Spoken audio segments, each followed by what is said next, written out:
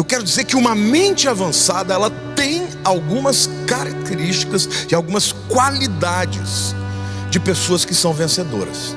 E eu quero dizer para você, querido, que se você não tiver coragem na vida, você não vai progredir.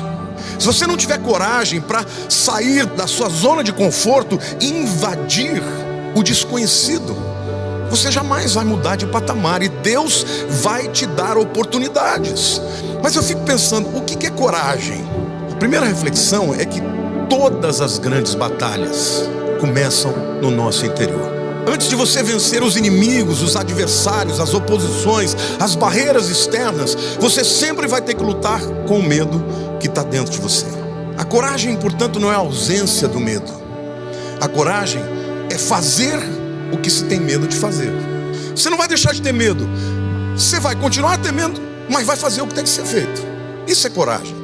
Eu quero dizer também que coragem é a ousadia que inspira o comprometimento de pessoas. Pessoas corajosas se tornam líderes. Elas inspiram outras pessoas a caminharem no caminho que ela está escolhendo. Quando um homem corajoso assume uma posição, os demais se aprumam. Liderança é a expressão de coragem que leva as pessoas a fazerem a coisa certa. Coragem inspira. Pessoas bem-sucedidas, elas realizam grandes coisas porque elas não vão sozinhas, elas inspiram outras. Outras são inspiradas a sonhar o seu sonho e fazem dos seus sonhos o seu próprio sonho. Mas eu quero te dizer que, guardadas as proporções, meu querido, todos nós recebemos de Deus oportunidades que, quando aceitamos com coragem, vamos ter lutas, mas vamos inspirar pessoas a se ajuntarem a nós nesses sonhos, nessa visão de transformar alguma coisa. Hoje eu quero te dizer, meu querido, que você precisa ser uma pessoa de coragem, não importa a tua idade.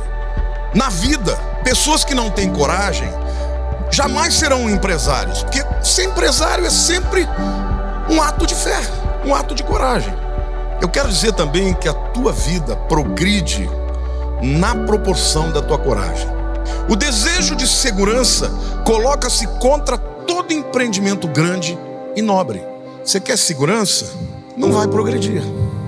Não tenha medo de que a sua vida chegue ao fim, mas sim de que ela nunca tenha tido um começo. A coragem direcionada para o propósito de Deus não só lhe oferece um bom início, mas lhe garante um fim extraordinário. Ironicamente, aqueles que não têm coragem de correr riscos e aqueles que a têm experimentam o mesmo medo na vida. A única diferença é que os que não se arriscam se preocupam com banalidades. Já que você tem que superar o medo e as dúvidas, faça isso valer a pena. Medo todo mundo tem. Os que nunca fazem nada têm medo, mas de coisas banais. Ai, será que vai chover amanhã? Eu vou pegar uma doença. O outro que está lutando em grandes frontes, será que eu vou ter condições de enfrentar esse inimigo, essa batalha e vencer essa guerra? Já que nós vamos ter que enfrentar o medo, então faça valer a pena. Queridos, você está aí hoje, às vezes cheio de talentos, cheio de sonhos, e está sentado no banco porque não tem coragem de abrir o seu próprio negócio. Prefere ficar na segurança daquele empreguinho que te dá um salário todo mês e não tem coragem de começar algo novo, de se arriscar. E Deus está te dizendo: se cavalo passar na sua frente, monte, porque há momentos e pontos de inflexões que vão determinar destinos. Se você perder, talvez ele não passe de novo, ou demore muito para passar. Então coragem é a primeira característica que faz parte do DNA de uma mente avançada, de uma mente que é capaz de suplantar os medos, que é capaz de crer a despeito dos medos. A coragem sem discernimento é inconsequente, porque decisões têm consequências. Decisões determinam destinos. A coragem nos capacita a avançar, mas o discernimento nos diz qual é o caminho certo. Para que a gente precisa de discernimento na vida? Em primeiro lugar, para conhecer a verdade em qualquer situação. O discernimento entre o certo e o errado é o que garante que as nossas decisões não terão consequências desastrosas. Então, você precisa de discernimento para tudo na vida. A segunda razão para a gente ter discernimento é para descobrir a razão dos problemas. Todo problema tem uma verdade, tem uma razão por trás. Não basta só ter lógica. Não adianta você ser uma pessoa absolutamente racional, porque pessoas não são só racionais. Quando você tem que administrar pessoas, você tem que entender que elas têm sentimentos e tem coisas que a tua razão não vai entender. Você precisa ter intuição. Então, às vezes a verdade ela não está 100% clara. Mas quando a gente tem os princípios de Deus dentro de nós, quando alguma coisa se desvia da vontade de Deus, você discerne. Entendam, Deus vai oportunizar para você momentos de inflexão, de empoderamento, e você precisa ter coragem, mas precisa também ter o discernimento.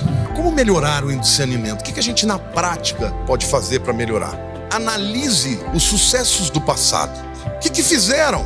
Converse com pessoas mais velhas, eles vão te contar os fracassos, vão te contar as vitórias. E você encurta caminhos. Porque quando você quer vencer numa área, você tem que procurar pessoas da sua área. Olhe para o passado, aprenda com os erros e com os acertos das pessoas. Quais os líderes que você admira? Aprenda com eles, leia suas biografias. E a terceira e última qualidade ou característica do DNA de uma mente avançada é o foco. Pessoas sem foco não prosperam. Pessoas com foco são bem-sucedidas e bem-sucedidas a longo prazo. Porque na luta da vida vai ter altos e baixos, não tem ninguém que não passe por eles. Só que tem aqueles que desistem, mudam de caminho, mudam de ramo. Tem gente que muda de casamento, muda de esposa, muda de igreja, muda de tudo. Por quê? Porque não aguenta o momento da pressão. Aqueles que têm foco e permanecem correndo atrás daquele alvo vão vencer, irmãos. Então entenda uma coisa, quando você tem foco, você abre mão de muitas coisas. Porque focar em algo significa desfocar do resto. Quando você foca na tua mulher, significa que outras não existem. Quando você foca no teu trabalho, você vai dar tempo para aquilo. Pessoas que são bem-sucedidas, pode ter certeza, elas têm foco, porque gente sem foco não vai longe. É isso que eu quero dizer para vocês, queridos. Como explicar o foco de uma mente avançada? Eu penso que tem duas características que tem tudo a ver com foco: prioridade e concentração. A pessoa que conhece as suas prioridades, mas não tem concentração, sabe o que tem que fazer, mas nunca faz. Tem 1000 ideias e nunca saem do papel. Conhece a prioridade, mas não tem concentração. Se tiver concentração, mas sem prioridade, possui excelência, sem progresso, porque investe no que não tinha que investir. Agora, quando você reúne as duas coisas juntas, o potencial e a vontade, você vai alcançar grandes coisas. Concentre 66%, eu estou falando de 2/3, tá? Em seus pontos fortes, sua habilidade, seu dom, seu talento que você faz bem feito. Invista 2/3 dos teus esforços nisso. Por quê? Pessoas bem-sucedidas se tornam assim porque dedicam tempo, concentração e foco no que fazem bem, não no que fazem mal. O grande mistério não é que as pessoas estejam fazendo as coisas mal, mas fazerem poucas coisas bem, de vez em quando. A única coisa universal é a incompetência. Os pontos fortes são sempre específicos. Para ter sucesso, concentre-se em seus pontos fortes e desenvolva-os. É aí que você deve dedicar tempo, energia e recursos. Pode ter certeza que Deus te deu dons e talentos. Tem alguma coisa no qual você é muito bom. E é nisso que você deve investir o seu tempo, o teu foco, a tua concentração. 66% no que eu faço bem. 30% em coisas novas. Porque crescimento equivale a mudança. Você precisa aprender a incorporar, agregar valor a você. Pessoas que não se renovam, que não abrem os horizontes, ficam chatas, ficam obsoletas. Elas não crescem. Se você não crescer como indivíduo, não crescer intelectualmente, mentalmente, espiritualmente, se você não crescer, você não vai se desenvolver. Então dedique pelo menos 1/3 do seu esforço para novas coisas, para aprender coisas novas, para estudar coisas novas, para fazer coisas novas. Não se esqueça, na vida, quem não progride, regride. 4% nos seus pontos fracos, porque ninguém pode deixar de trabalhar totalmente nos seus pontos fracos. Nunca diga assim: eu sou assim mesmo, não tem jeito, eu não vou mudar, vou ficar até o fim da vida assim. Muitas vezes esses pontos fracos são os impedimentos para que você rompa na vida, especialmente quando eles estão relacionados à sua vida profissional, à sua vida familiar. Então eu estou dizendo 4%, porque na verdade eu acho que o principal investimento é no que você já é bom. O segundo maior investimento é na renovação, mas você não pode esquecer as coisas que você não faz bem. Portanto, para melhorar seu foco, concentre-se nos seus pontos fortes, delegue os seus pontos fracos, identifique as áreas que você faz mal e delegue, e sobretudo, concentre-se no chamado de Deus para a tua vida. Porque se você estiver na vontade de Deus, meu querido, Ele estará junto com você no seu caminho, e quando você for desviar, Ele te traz de volta.